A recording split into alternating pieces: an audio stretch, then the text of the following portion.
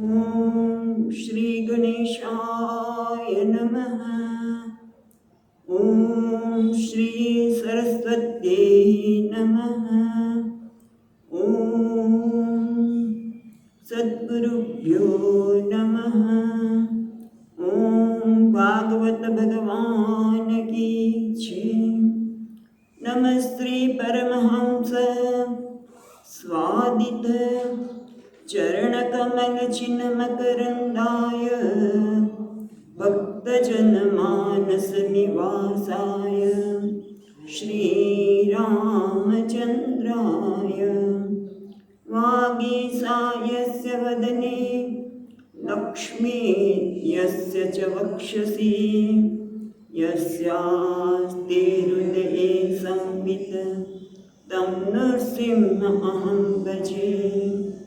सच्चिदानन्दरूपाय विश्वोत्पत्त्यादिहेतवे तापत्रयविनाशाय श्रीकृष्णाय वयं नमः।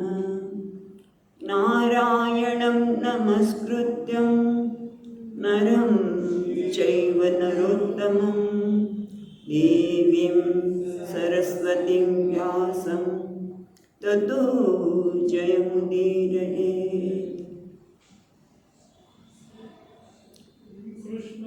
श्रीकृष्णाय वासुदेवाय हरये परमात्मने प्रणतक्लेशनाशाय गोविन्दाय नमो नमः। यं प्रवचन्तमनुपेत्य अपेतकृत्यं वैपायनो विहरकातर आजुहाव पुत्रेति तन्मयतया तरवोऽभिनेन्दुः तं सर्वभूतहृदयं मुनिमानतोऽस्मि। जन्माद्यस्य यतोऽन्वयादितरतः चार्थेष्वभिघ्नस्वराट् तेने ब्रह्महृदाय आदिकवये मुह्यन्ति सूरयः तेजो वारिमृदां यथा विनिमयो यत्र त्रिसर्गो मृषा ताम्नां स्वेन सदा निरस्तकुहकं सत्यं परं धीमहि। नमो भगवते तुभ्यं वासुदेवाय धीमहि प्रद्युम्नाय निरुद्धाय नमः संकर्षणाय च। ॐ नमो भगवते वासुदेवाय।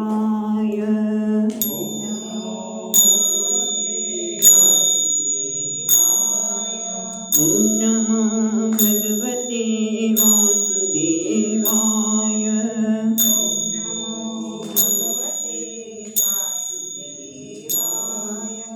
वासुदेवाय हरि वासुदेवाय।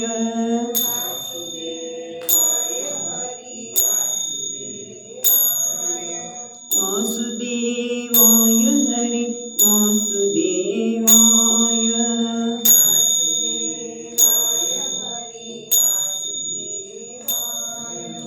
ॐ नमो भगवते वासुदेवाय।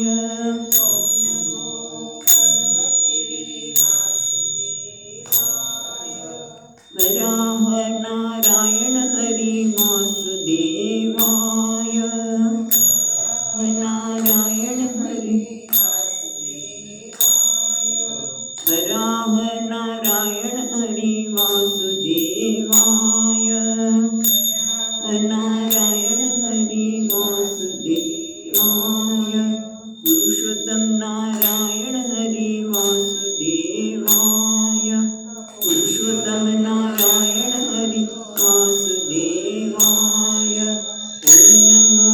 ભગવતે વાસુદેવાય.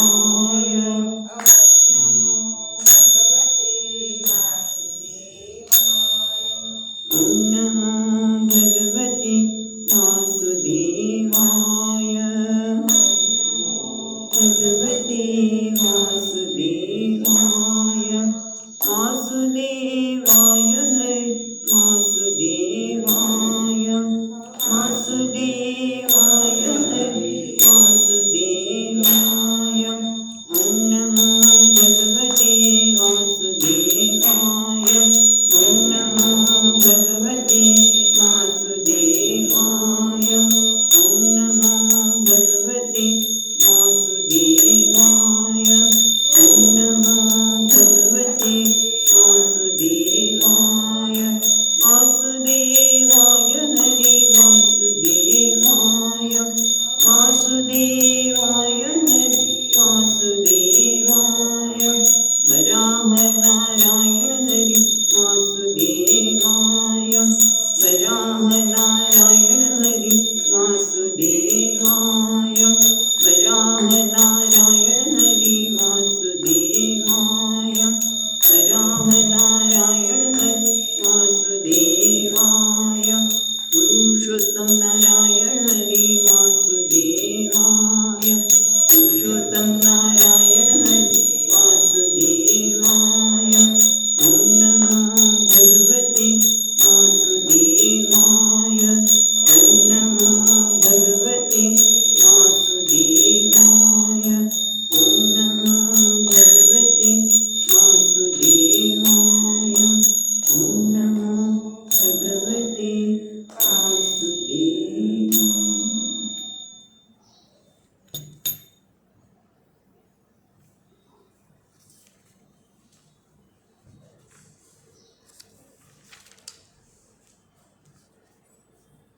આપણે તૃતીય સ્કંદના 20મા અધ્યાયમાં જોઈ રહ્યા છીએ. એ પ્રમાણે બ્રહ્માજી એક એક શરીરનો ત્યાગ કરતા જાય છે અને એનું સર્જન કરતા જાય છે. અને ત્યાગ એટલે ભાવાત્મક ત્યાગ.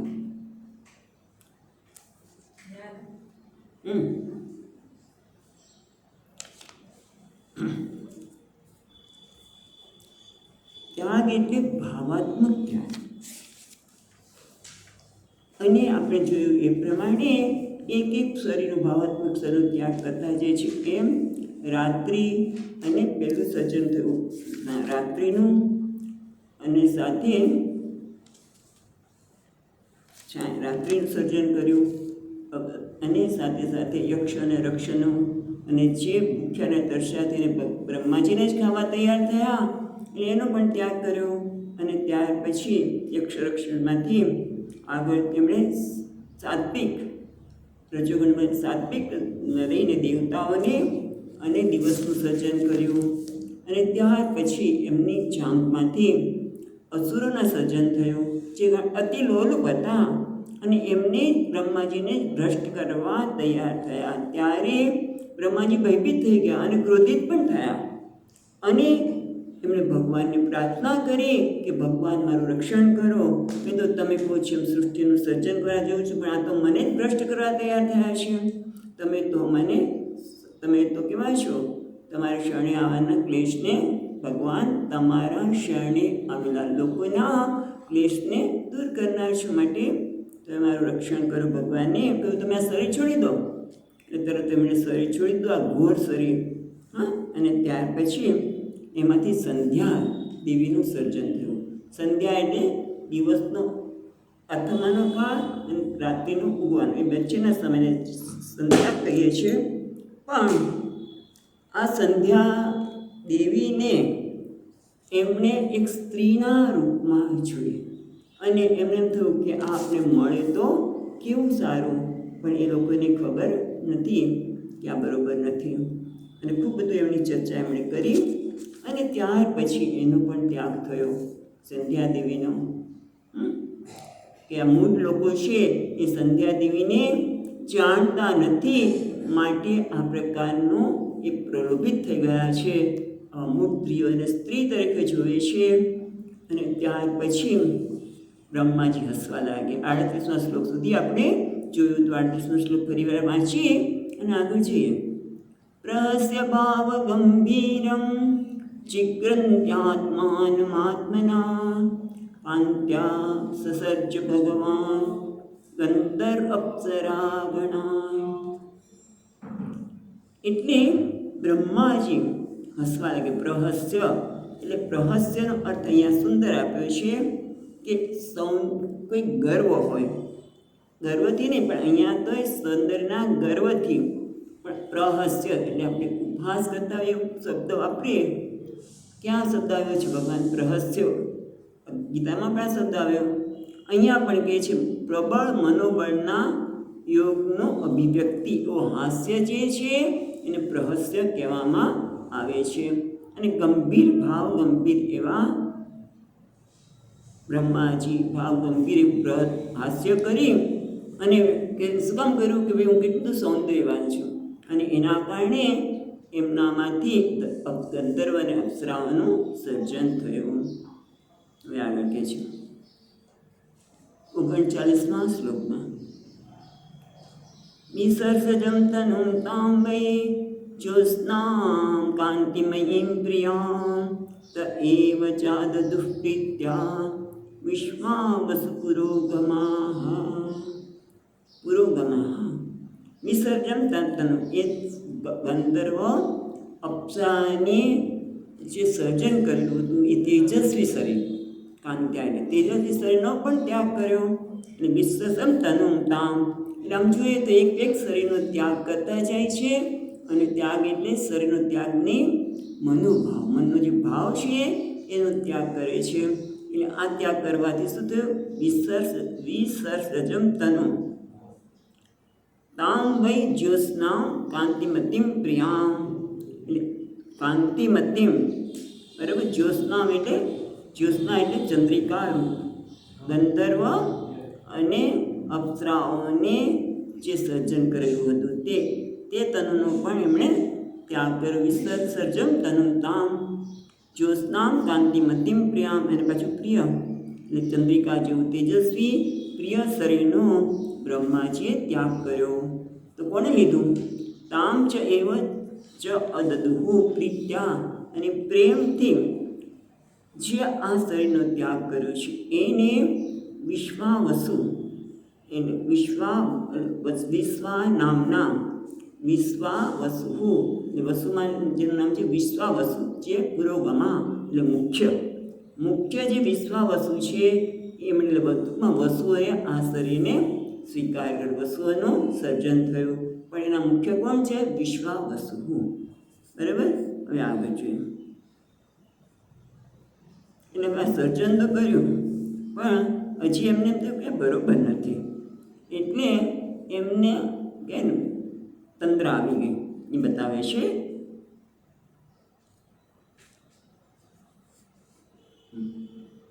સૃષ્ટ્વા ભૂતપિતાંશ્ચ ભગવાન આત્મતંદ્રિતા દિગ્વાસો મુક્તકેશાન વિક્ષ ચામિલયન દૃશો. એટલે હવે આત્મના તંદ્રિતા જો છે ને, સૃષ્ટ્વા ભૂત પિશાચાંશ ભગવાન આત્મતંદ્રિતા. આત્મતંદ્રિતા એટલે પોતાની એક આળસ કે ને ઊંઘ આવે ને આળસ ચડે, અને આળસ ચડીને શું કરે? ઘણા લોકો પોતાના બધા અંગને મરડે, ખ્યાલ ગોળા કરે વગેરે કરે ને આળસમાં. હા, એમ તે અહીંયા આળસમાં ભગવાન અને બ્રહ્માજી પોતાની આળસમાં એક આળસ આવી અને એમાંથી સર્જન થયું. કોનું? ભૂત અને પિશાચનું. પણ એ કેવા હતા? દિગ્બાસ, કપડાં પહેરેલા નહોતા અને વાળ છૂટા, મુક્ત કેસા. એટલે આવું જોઈને એમને એકદમ આંખ બંધ થઈ ગઈ. વિક્ષ ચા મિલયન દુષવ. એમને આવા જોતા જ એમની આંખ બંધ થઈ ગઈ. અરે આવું સર્જન! એટલે એમની આંખ બંધ થઈ ગઈ. હવે આગળ કહે છે 31ના શ્લોકમાં ચક્રુસ્તદ્વિષ્ટુશાંતાં ચુબ્રણાખ્યાં તનું પ્રભો નિંદ્રામિન્દ્રિયમિક્લેદો યયા ભૂતેષુ દૃશ્યતે એના ઉચ્છિષ્ટાન ઘર્ષયંતી તનુમાદમ પ્રચક્ષતે તનુમાદમ પ્રચક્ષતે. એટલે હવે કહે છે જગૃહુ તદ્વિષ્ટુષ્ટામ તામ જુબ્રણાખ્યામ તનુ પ્રભુ. પ્રભુ એટલે પ્રભુ બ્રહ્માજીના જગૃહુ એ સ્વીકાર કર્યો, તદ્વિષ્ટુષ્ટામ જે ત્યાગ કરેલો. કયા પ્રકારનું શરીર હતું? આમ જુબ્રણાખ્યામ.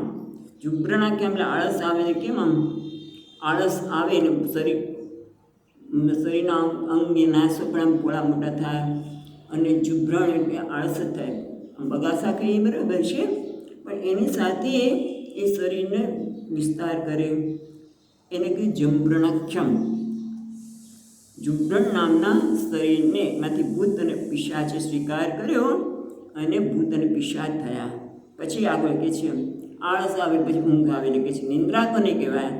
એની વ્યાખ્યા અહીંયા કરી છે બીજી લીટીમાં. નિંદ્રા ઇન્દ્રિય વિક્લેદો. વિક્લેદો એટલે શિથિલતા. ઊંઘ આવે ને શરીર ઇન્દ્રિયો બધી શિથિલ થઈ જાય, હવે કંઈ કામ કરવાનું મન થાય નહીં, હવે કંઈ કરીશ નહીં, અને પછી નિંદ્રા આવી જાય. એટલે કે નિંદ્રા ઇન્દ્રિય વિક્લેદો યથા ભૂતેષુ દૃશ્યતે. જેમ મનુષ્યમાં પ્રાણીઓમાં જ્યારે ઊંઘ આવે ત્યારે બધી ઇન્દ્રિયો શિથિલ થઈ જાય, એને કહેવામાં આવે છે નિંદ્રા. બરાબર છે, એને નિંદ્રા કહેવામાં આવે છે. અને નિંદ્રા આવે એટલે આમ કહે ને અશુદ્ધ અવસ્થા કહે છે. ઇન્દ્રિયોની શિથિલતાને કારણે અશુદ્ધ અવસ્થા. અશુદ્ધ અવસ્થા એટલે શું? એને કહે છે ત્રીજી લીટીમાં એન ઉચ્છિષ્ટ ઘર્ષયંતી તન ઉન્માદમ પ્રચક્ષતે. એ ઉન્માદ બની કહેવાય. તો કહે છે એન ઉચ્છિષ્ટ ઘર્ષયંતી એટલે એઠા જૂઠા. ઇન્દ્રિયમાં શિથિલતા આવે એટલે આપણે આ એઠું છે, જૂઠું એટલે ખરાબ ખોટું છે. મોઢું પણ ઘણા લોકો સાફ કરતા એઠું જૂઠું એટલે કે છે એઠા જૂઠા મુખવાળા ઉપર આ ભૂત અને પિશાચ છે આક્રમણ કરે છે. ઘર્ષયંતી એટલે ઘર્ષણ કરવું એટલે આક્રમણ કરે છે. એટલે ભૂત કોની પાસે જાય? પિશાચ. તો કે જે એઠા જૂઠાવાળા હોય મોઢાવાળા એને એના ઉપર આક્રમણ કરે છે. અને એને કોણ કહેવાય છે? તદ ઉન્માદમ પ્રચક્ષતે. આ ભૂતના સમૂહ જે આક્રમણ કરે છે એને ઉન્માદ કહેવામાં આવે છે. આપણે કહે છે ઉન્માદ એટલે શું? જો તંદ્રા પહેલાં આવે, તંદ્રા પછી જુમ્બ્રણમ, નિંદ્રા અને ઉન્માદ. હા, કારણ હોવાથી આ ભૂત પિશાચ વગેરેના 4 પ્રકારના શરીર છે. ભૂત પિશાચના 4 પ્રકારના શરીર કહેવામાં આવ્યા છે. તંદ્રાના લીધે, જુમ્બ્રણના લીધે, નિંદ્રા અને ઉન્માદ. ઉન્માદ એટલે ગાંડાપણું, એને ઉન્માદ કહે. આવા 4 પ્રકારના ભૂત અને પિશાચ હોય છે. હવે બ્રહ્માજી કે આ તો સર્જન થયું અને આંખ બંધ કરી દીધી, તો કંઈક બીજું સર્જન કરવું. એટલે શું કર્યું? 42મા શ્લોકમાં ઉર્જસ્વંતમ મન્યમાન આત્માનમ ભગવાન ચ સાધ્યાન ગણાન પિત્રા ગણાન પરોક્ષેણા સૃજત પ્રભુ. એટલે કે છે ઉર્જસ્વંતમ એટલે પોતાને ઉર્જાવાળા, એટલે કે શક્તિ સંપન્ન. પોતાને શક્તિ સંપન્ન છે એવું લાગ્યું, અને એટલા માટે ઉર્જસ નિષેધપાત એમાં એક મંત્ર છે. જ્યારે વૃક્ષ યજ્ઞ કરતા હોય ત્યારે ડાળીને કાપવા માટે આ મંત્ર છે. એટલે ઉર્જસ એટલે શક્તિ સંપન્ન. ઉર્જસ્વંતમ મન્યમાનમ પોતાને ઉર્જસ્વ એટલે બલવંતમ શક્તિ સંપન્ન માનતા. આત્માનમ ભગવાન અજહ. ભગવાન અજહ એટલે ભગવાન અજન્મ એટલે બ્રહ્માજી પોતાને શક્તિ સંપન્ન માનનાર. પોતાને માને છે હું ઘણી મન્યમાન એટલે માનનાર છે કે નહીં વસ્તુ જુદી છે, પણ ઘણા લોકો પોતાને અમુક વસ્તુ માનતા હું આમ છું આમ છું. હોય કે ન હોય વસ્તુ જુદી છે, પણ અહીંયા તો કે છે એ પોતાને શક્તિ સંપન્ન માનનાર અજન્મા ભગવાને. પ્રભુ એટલે સમર્થ. પછી બીજી રીતેમાં પ્રભુ એટલે સમર્થ. ભગવાન બ્રહ્માજીએ સાધ્યગણ અને પિતૃગણ પરોક્ષેણ એટલે અદૃશ્ય રૂપે, બહુ સરસ, કેટલાક અદૃશ્ય હોય, કેટલાક દૃશ્ય હોય, પણ અદૃશ્ય રૂપે એટલે કે પરોક્ષેણ એટલે અદૃશ્ય રૂપેણ સાધ્યગણાન અને પિતૃગણાન પરોક્ષેણ અસૃજત એનું સર્જન કર્યું. આગળ કહે છે તો આત્મસર્ગમ તમ કાયમ પિતરપેદિરે સાધ્યેભ્યશ્ચ પિતૃભ્યશ્ચ કવયો યદ વિતન્વતે.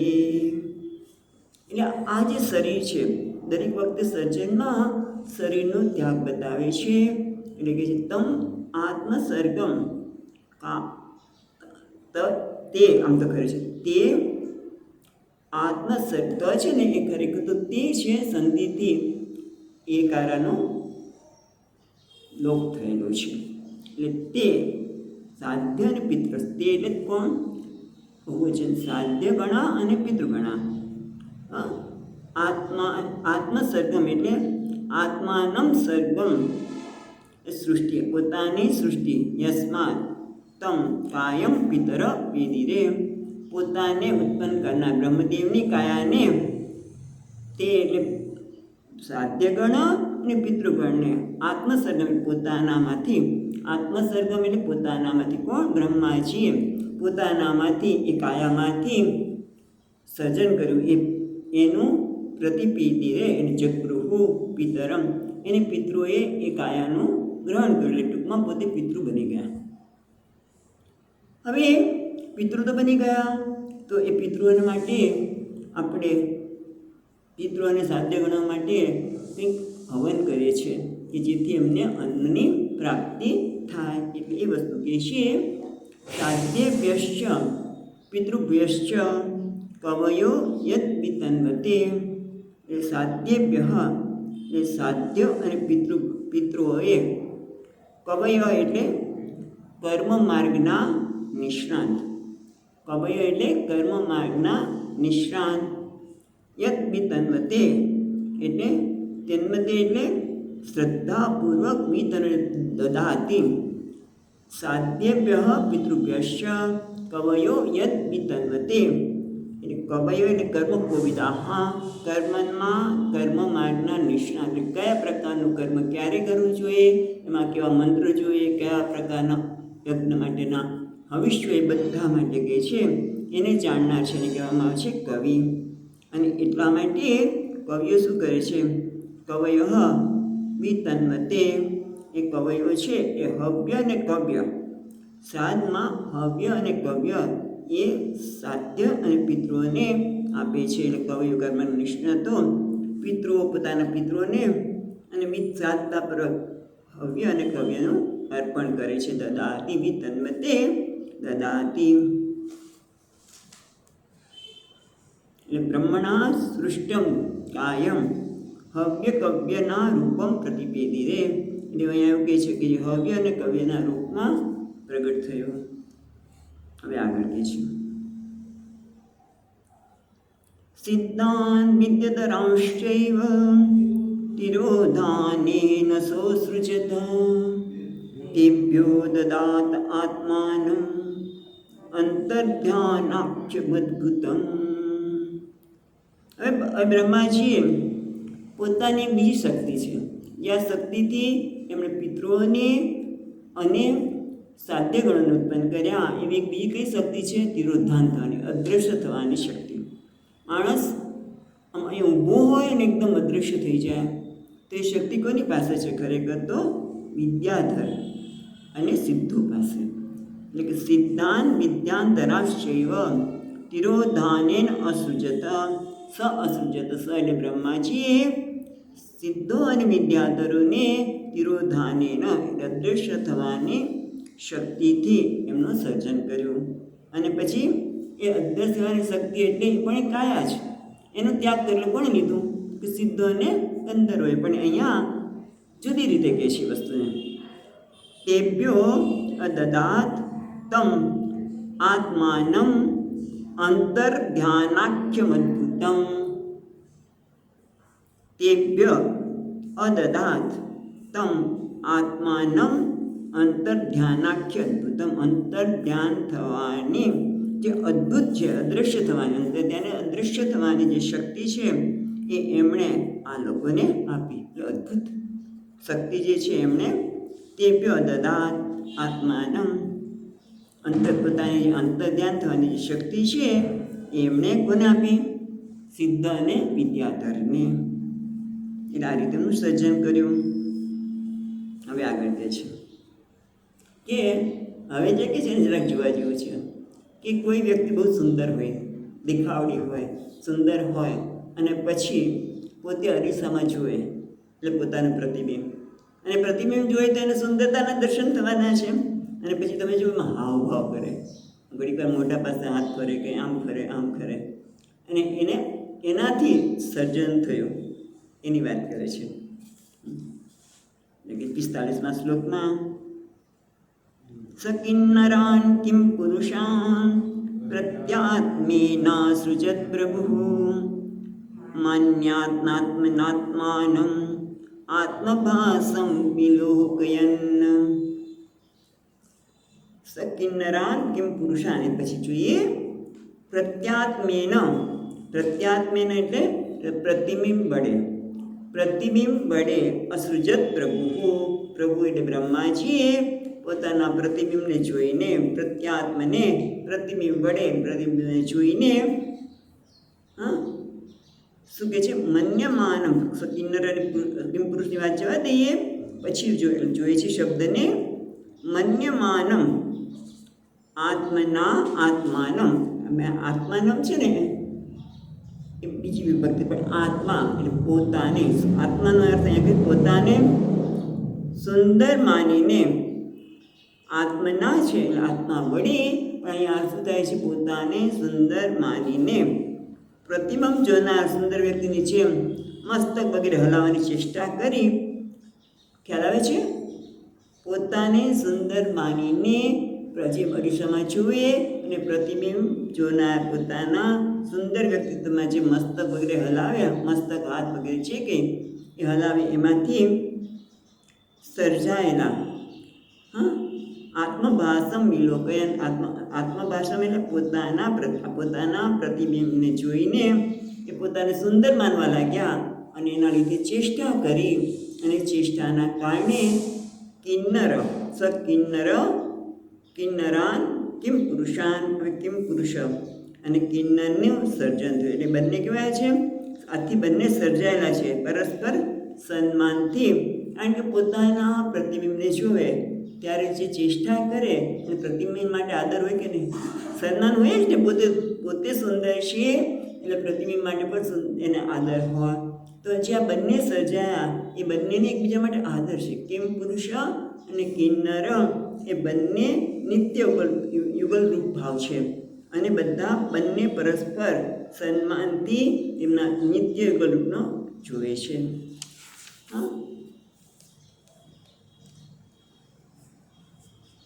આગળ કહે છે 46મા શ્લોકમાં તે તો તજ્જગૃહરૂપમ ત્યક્તમ યત પરમેષ્ઠિના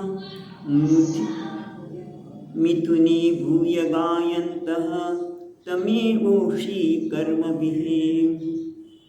તે તો પરંતુ તે તજ્જગૃહ. તજ્જગૃહ એટલે જે શરીરનો ત્યાગ કર્યો. કયો? જે પ્રતિબિંબને જોઈને પોતે જે ચેષ્ટા કરી હતી એ રૂપનો એમણે ત્યાગ કર્યો, અને એમને પણ જગૃહે સ્વીકાર્યો. કોને? કિમ પુરુષ અને કિન્નરોએ. રૂપમ ત્યક્તમ પરમેષ્ઠિના. યત રૂપમ ત્યક્તમ પરમેષ્ઠિના. જે રૂપને પરમેષ્ઠિ એ બ્રહ્માજીએ ત્યાગ કર્યો તેનો તે બહુ વચન છે. તે એટલે એ બંને વિવચન. તે તજ્જગૃહુ એનો એ રૂપને એમણે કિન્નરે અને કિમ પુરુષે સ્વીકાર કર્યો. બરાબર. અને મિથુની ભૂય. મિથુની ભૂય એટલે યુગલ સ્વરૂપ બંનેનું, બંને સાથે રહે, બંનેને એકબીજા માટે આદર છે. યુગલ ભૂય બંનેને એકબીજા માટે આદર છે. આ યુગલ પુરુષો ગાયંત તમ એવ ઉષસી કર્મભિઃ. ઉષસી એટલે સવારમાં, ઉષસી એટલે સવારમાં આ યુગલ જે યુગલ રૂપ સ્ત્રી અને પુરુષના યુગલ રૂપ જે કિન્નર અને કિમ પુરુષ છે એ લોકો ગાયંતી એનું ગાન કરે છે. કોનું? ગાયંતી તમ એવ ઉષસી કર્મભિઃ. એટલે બ્રહ્માજીના જે સર્વનો ત્યાગ કર્યો છે એને આ બંને બ્રહ્માજીના પરાક્રમને કર્મભિઃ એટલે કર્મ એટલે પરાક્રમ, પરાક્રમો વડેથી વર્ણન કરે છે અથવા તેમના ગુણગાન ગાય. ભગવાન પરમેશ્વરના વખાણ કરે છે, ગુણગાન ગાય છે એના કેના પરાક્રમ. કર્મભિઃ એટલે પરાક્રમ. એટલે શું કહે છે કે પુરુષો પ્રતિબિંબમાંથી ઉત્પન્ન થયા અને એ લોકો આદર, કારણ કે પ્રતિબિંબ માટે અને બિંબ માટે આદર હોય કે નહીં? બિંબ માટે આદર છે બધા સ્વરૂપ માટે, પોતાની સુંદરતા માટે, એટલે પ્રતિબિંબ માટે પણ આદર છે. એટલે બંને છે એ યુગલ બન્યા અને બંનેને એકબીજા માટે આદર છે. અને આથી એને બ્રહ્માજીનો સવારે હંમેશા એમના પરાક્રમનું એમના ગુણગાન કરે છે. હવે આગળ જોઈએ છે. આગળ કહે છે 47મા શ્લોકમાં, દેહે નહીં ભોગવતા શયાન ભવ ચિંતયા સર્ગે નુપચિતે ક્રોધાત ઉત્સર્જ તદ્વપુઃ. હવે આટલું સર્જન થયું પણ એમને કંઈ સંતોષ થયો નહીં. એટલે કે દેહે ન ભોગવતા, ભોગવતા એટલે ભોગ એટલે વિસ્તાર અથવા તો હાથ પગ વગેરેનું ફેલાવવું શરીરનું. એટલે શયાનો બહુ ચિંતયા એટલે બહુ ચિંતા થવા લાગી કે આટલું સર્જન કરું પણ કંઈ ઠેકાણું તો પડતું જ નથી. એટલે બહુ ચિંતયા એને બહુ ચિંતા થવા લાગી. અને દેહે ન એટલે દેહ વડે, ભોગવતા એટલે ફેલાવ કરો, વિસ્તાર કરો. એમના શરીર છે, દેહ છે ને હાથ પગ વગેરે એકદમ ફેલાવી દીધા અને ચિંતાથી સૂઈ ગયા. ભોગવત શયાન, એ સૂઈ ગયા ત્યારે શું થયું? સર્ગે અનુપચિતે, અનુપચિત એટલે સર્ગે એટલે સૃષ્ટિ, અનુપચિત અનુપચિત ઉપચિત વૃદ્ધિ, અનુપચિત વૃદ્ધિ ન થવી તે ચારે સૃષ્ટિની વૃદ્ધિ થઈ નહીં. કેટલું એટલું કરું છું વૃદ્ધિ તો થતી જ નથી. અનુપચિતે સદી ચારે સૃષ્ટિની વૃદ્ધિ થઈ નહીં ત્યારે ક્રોધાત ઉત્સર્જ તદ્વપુઃ. એકદમ ક્રોધ આવી ગયો. કેવા પ્રકારનું મારું? એ ક્રોધથી એમને એ શરીર પણ છોડી દીધું. કયા શરીરને? જે શરીરને એમ લંબાવી દીધું છે. શરીરને લંબાવી દીધું. હાથ પગ પગ આમ હોય ને હાથ આમ હોય, કંટાળ્યો હોય, ગુસ્સો આવ્યો હોય અને સૂતા છે. તો વિચાર કર, માણસ સૂઈ ગયો હોય ક્રોધમાં, હાથ પગ આમ ક્યાંક ને પેડા હોય અને સૂઈ ગયા ચિંતાથી. કેમ? કે ભાઈ મેં કંઈ કરું છું તો છતાં સર્જન તો બરાબર થતું જ નથી. એટલે ક્રોધવાળું શરીર છે. અને સાથે સાથે કયું શરીર છે? જેના હાથ પગ બધા લંબાવેલા છે. એવા શરીરનો એમણે ત્યાગ કર્યો. એટલે કોણે ગ્રહણ કર્યું? તો કે છે આગળ,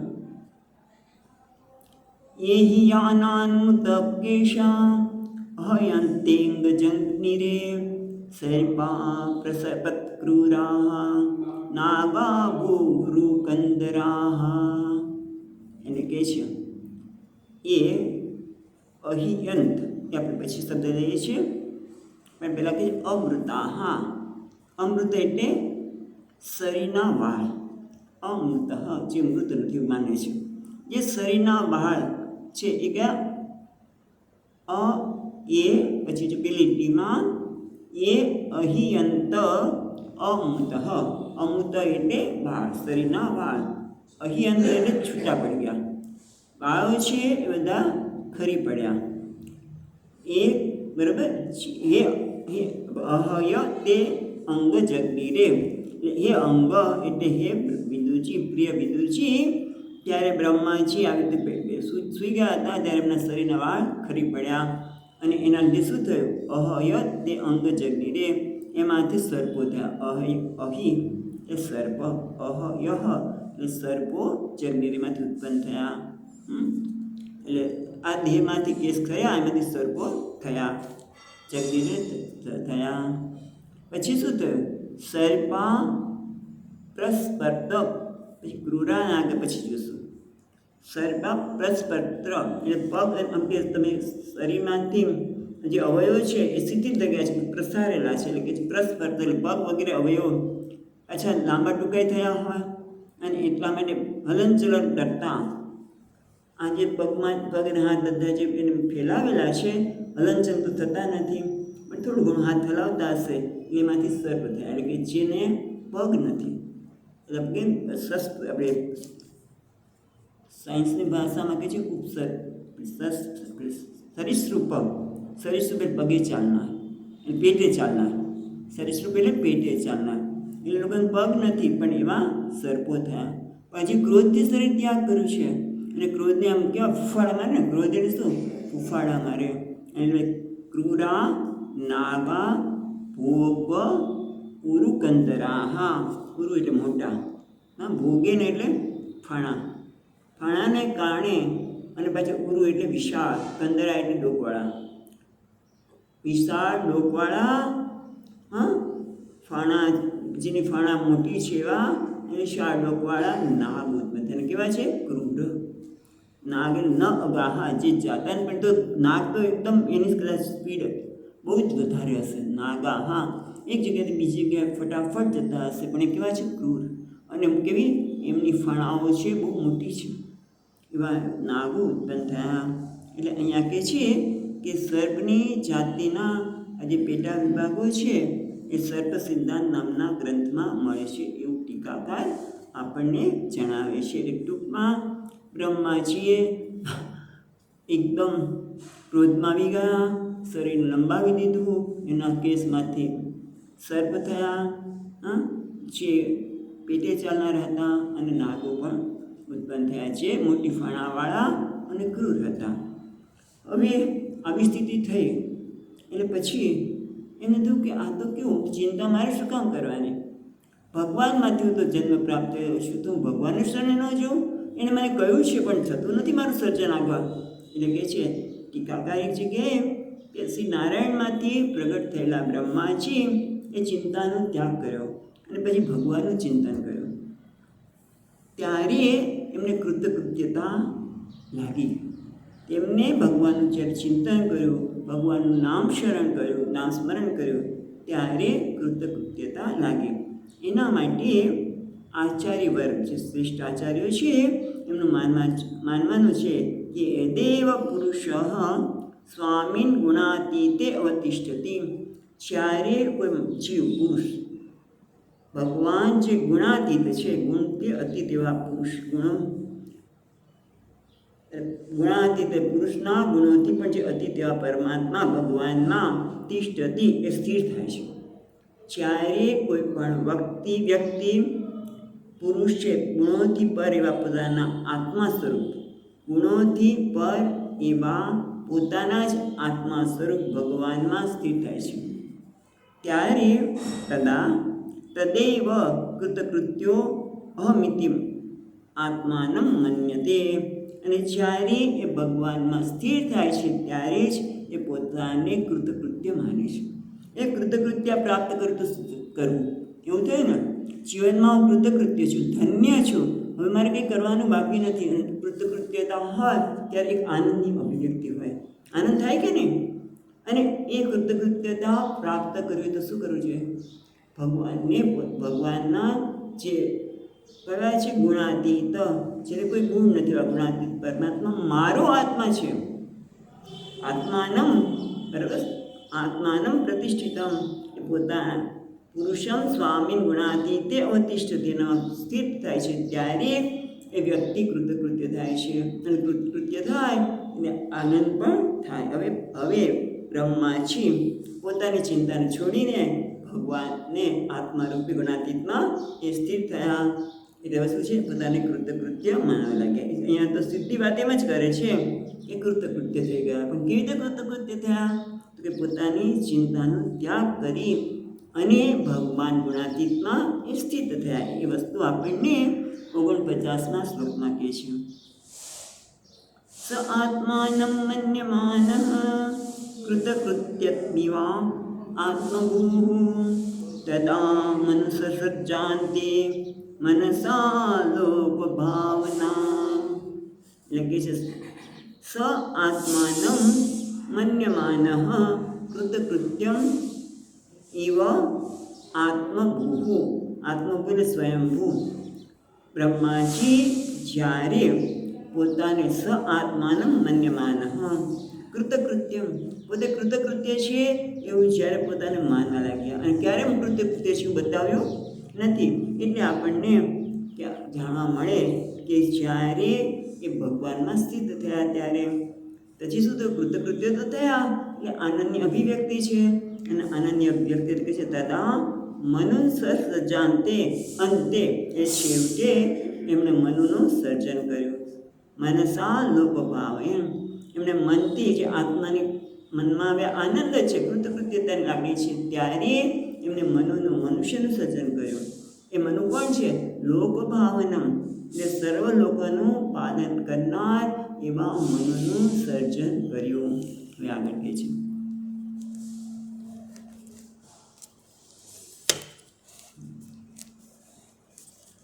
50મા શ્લોકમાં તેભ્ય સ્વસૃજત સ્વીયં પુરુષમાત્મમાં તાન દૃષ્ટ્વા એ પુરા સૃષ્ટા પ્રશંસુ પ્રજાપતિમ.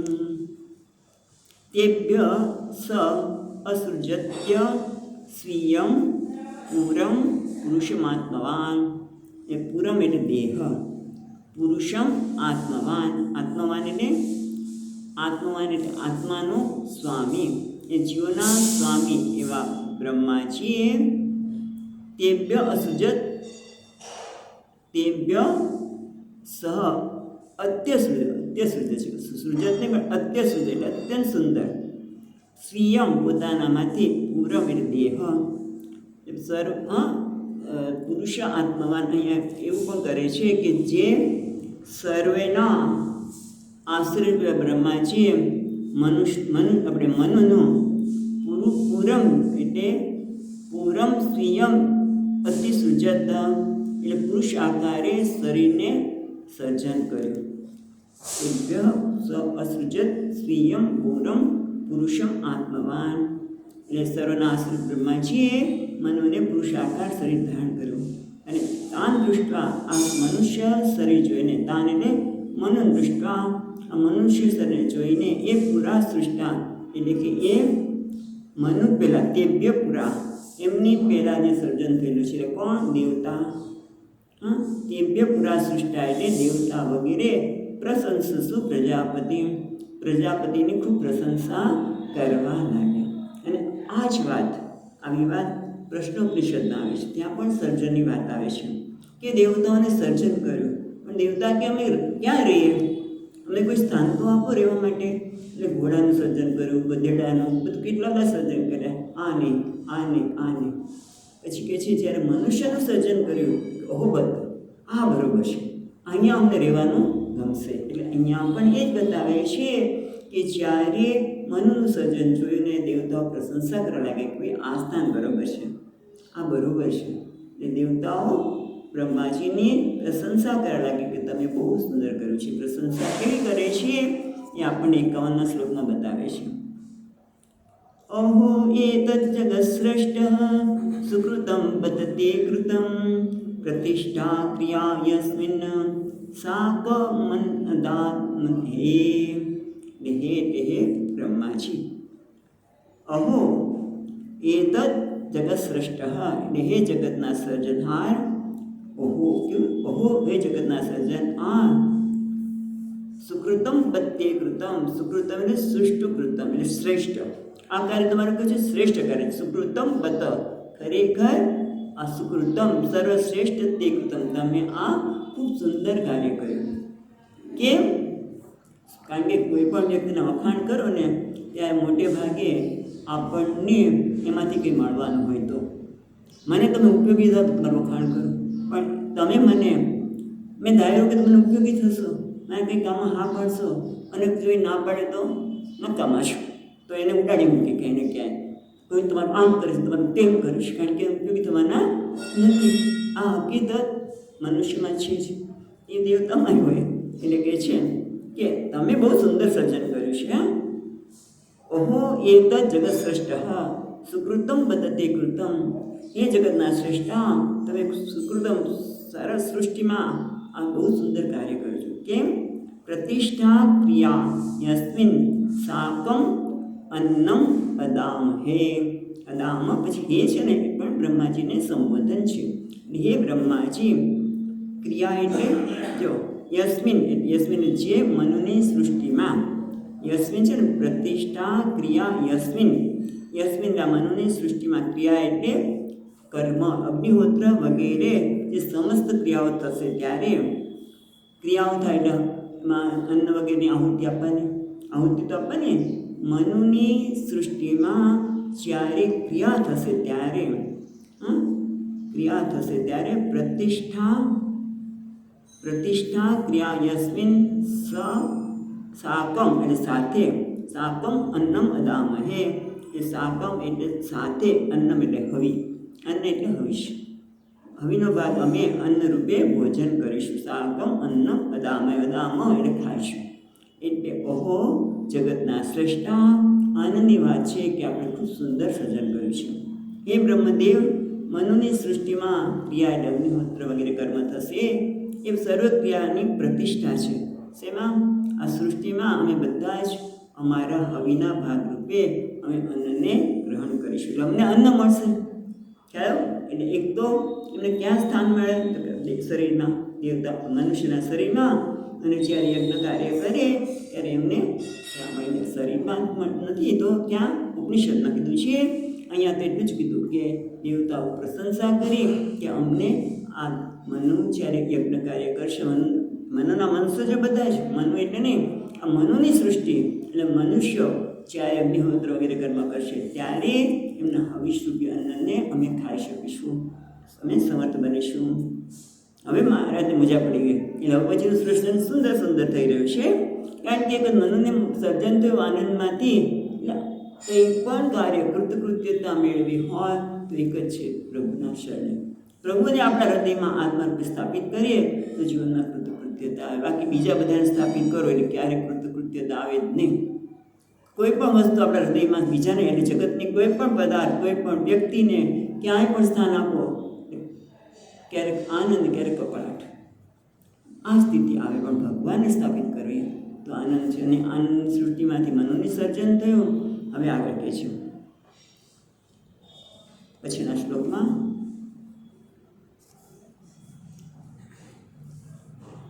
એટલે આ રીતે તપસા વિદ્યયા યુક્ત યોગેન સમાધિના ઋષિકેશ સસર્જાભિમતા પ્રજા. તપસા એટલે જ્ઞાન, તપસ એટલે જ્ઞાન, વિદ્યા એટલે ઉપાસના, યુક્ત યોગેન સુસમાધિના એટલે તપસ વડે, વિદ્યા એટલે ઉપાસના, તપસ વિદ્યા અને યુક્તે યોગેન સમાધિના. યોગ અને સમાધિ એટલે એકાગ્ર ચિત્ત. યોગ એટલે અહીંયા આસન ગ્રહણ કરવું. અહીંયા કહે છે યોગ અત્ર આસનાદિ ગ્રહણમ. આસન વગેરેને, આસન પ્રાણાયામ બધું યોગમાં આવે.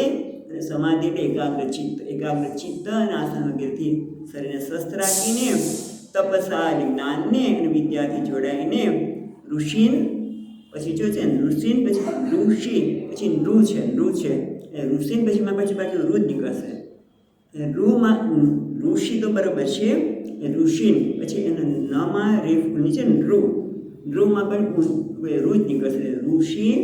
ઋષિન ઋષિકેશ એટલે ઋષિરૂપ બ્રહ્માજી. પહેલું ઋષિન છે એ ઋષિરૂપ બ્રહ્માજી.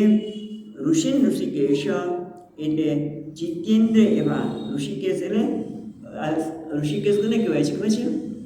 અર્જુનને. ઋષિકેશ ઋષિકેશ એટલે જેને ઇન્દ્રિયો પર વિજય પ્રાપ્ત કરે છે તે, એટલે ઇન્દ્રિયો પર વિજય પ્રાપ્ત કરેલા એવા ઋષિઓનું ઋષિ સ્વરૂપ બ્રહ્માજીએ સર્જન કર્યું. કેવી રીતે સર્જન કર્યું? સસર્જ અભિમતા પ્રજા. અભિમતા એટલે સુકૃત પ્રધાન મતવાન, પ્રિયા પ્રજા સસર્જ. જે એક સસર્જ અભિમતા, અભિમતા એટલે યોગ્ય, અભિમતા એટલે શ્રેષ્ઠ એવા પ્રિય કોનું સર્જન કર્યું? ઋષિઓનું સર્જન કર્યું. બધા ઋષિઓનું સર્જન કર્યું. કેવી રીતે સર્જન કર્યું? કે તપ અને ઉપાસના, યોગ અને સમાધિ વડે સ્થિત થઈને ઋષિરૂપ બ્રહ્માજીએ જીતેન્દ્ર એવા ઋષિઓનું પ્રિય ઋષિનું સર્જન કર્યું. અભિમતા એમનું સર્જન કર્યું. પ્રિય એટલે ઇન્દ્ર વશ કરી પોતાના પ્રિય એવા ઋષિઓને ઉત્પન્ન તો કર્યા, પણ બધા કંઈ સમાન હોતા નથી. બધા ઋષિઓને ઉત્પન્ન કર્યા, પણ દરેક ઋષિમાં જુદું જુદું છે. કારણ કે તપસ્યા એટલે જ્ઞાનથી, વિદ્યા એટલે ભક્તિ, ઉપાસના એટલે ભક્તિ આવે કે નહીં, અને યોગ એટલે પાછી પતંજલિ યોગ વગેરે, શરીરને સ્ટ્રેચ કરી વગેરે. એટલે આ બધા જુદા જુદા પ્રકારના છે. એવા ઋષિઓને ઉત્પન્ન કર્યા. બરાબર, એવું કર્યા એટલે હવે આગળ લખે છે. તેભ્યશ્ચૈક સહસ્વસ્ય દેહાંશ મદાદજ યત્ત સમાધિયોગધિર તપો વિદ્યા વિરિક્તિમત. તેભ્ય તેઓને એકશઃ એકસ્મૈ એક કહે છે ને, એકશઃ એટલે એકસ્મિન એક દરેક એકને, એટલે યથા અધિકારમ જે પ્રકારનો ઋષિ અધિકાર ધરાવતા હતા તે પ્રમાણે સ્વસ્ય દેહસ્ય અંશમ અદદાત અજન્મા બ્રહ્માજીએ સ્વસ્ય દેહસ્ય અંશ પોતાના દેહનો એક અંશ એટલે કયો કઈ રીતે પોતાના આપણે સર્જન કરે? સમાધિ દ્વારા, તપ દ્વારા એટલે જ્ઞાન દ્વારા, ભક્તિ દ્વારા એટલે કે વિદ્યા દ્વારા, યોગ દ્વારા, એટલે આ બધા એમના અંશ છે.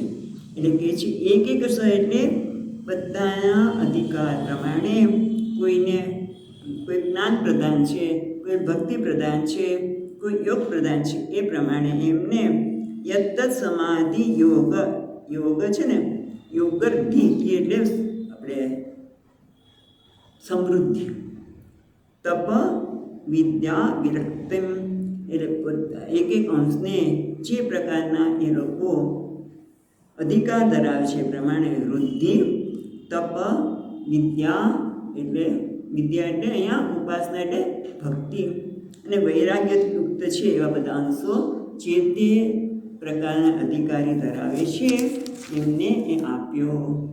ઓકે, હવે અહીં આપણો આ ખંડ પૂરો થાય છે. ઇતિ શ્રીમદ્ભાગવતે મહાપુરાણે પરમહંસ્યાં સંહિતાયાં તૃતીય સ્કંદે વિંશોધ્યાયઃ. ઓમ તત્સત કૃષ્ણાર્પણમસ્તુ. જે અધ્યયન કરાયું સૃષ્ટિનું સર્જનનું એ પ્રમાણે આ ભાગવતના મહાપુરાણ એવું ભાગવત જે છે એમાં પરમહંસ સંહિતાયામ દરેક વખતે એક જ લખે છે પરમહંસ સંહિતા. પરમહંસ સંન્યાસીની આ સંહિતા છે. હા, કારણ કે બધાને એમાં રસ ન પડે. જે સાંભળે છે કંઈક અંશ સંન્યાસી છે. નહીં તો આ તમે સૃષ્ટિની વાત કરો છો ને આ વાત કરો છો, પણ છતાંય આપણે જે સાંભળી રહ્યા છીએ કંઈક અંશ આપણામાં એવું છે કે જે આપણને સાંભળવા માટે પ્રેરિત કરે છે. અને એવો આ ત્રીજો અધ્યાયનો 20મો અધ્યાય ભગવાનના ચરણોમાં અર્પણ કરીએ છીએ. હવે આવશે 21મો અધ્યાય. અમને સમય થાય છે એટલે આપણે મૂકીએ છીએ, કારણ કે એમાં 56 શ્લોક છે. અને અહીંયા આપણને મનુની પુત્રી આમાં એકદમ કેમ થાય જેવું અહીંયા પૂરું થઈને ટક ટક ટક, હજી તો અમારે રેકોર્ડિંગ બધા ટક ટક ટક સંભળાય જ મને કહે છે સ્વામી છેલ્લે આવો અવાજ કેમ આવે છે? તો મને ખબર નથી કેમ એકદમ શરૂ થતો હશે. એનીવે, પણ અહીંયા આપણે વાત કરતા હતા કે મનુની પુત્રી દેવહૂતિ સાથે જે કદર્પ ઋષિના વિવાહ થશે એની એક ધર્મનું નિરૂપણની વાત છે. ખાસ તો ધર્મનું નિરૂપણ થશે, અને જ્યાં ધર્મ છે ત્યાં હંમેશા સફળતા છે. ધર્મ નથી ત્યાં સફળતા નથી. ભલે આપણને એવું લાગે કે અધર્મ જીતે છે, પણ અધર્મ ક્યારેય જીતી શકે જ નહીં.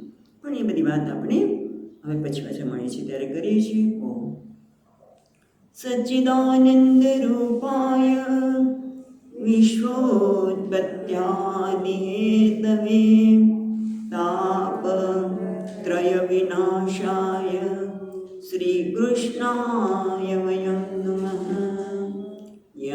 प्रवचन्तमनुपेत्य अपेतकृत्यं त्वयिपायनो विहरकादर आजुहाव पुत्रेति तन्मयतया तरवोऽभिनेन्दुः तं सर्वभूत